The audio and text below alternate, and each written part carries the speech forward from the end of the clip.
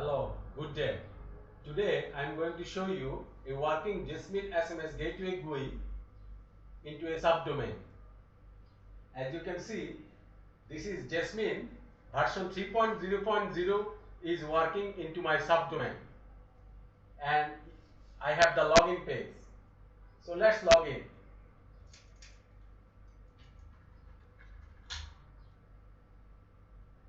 As you can see, this is the dashboard of Jasmin SMS Gateway.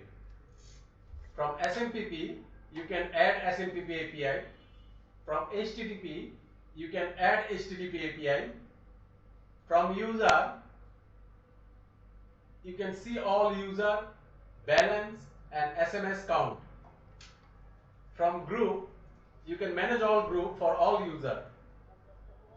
From filters, you can manage filters. From empty routes, you can manage all kind of empty routes. From ammo routes, you can manage all kind of ammo routes. And from submit logs, you can check all logs. If you need any kind of Jasmin SMS Gateway support, hire me. Thank you.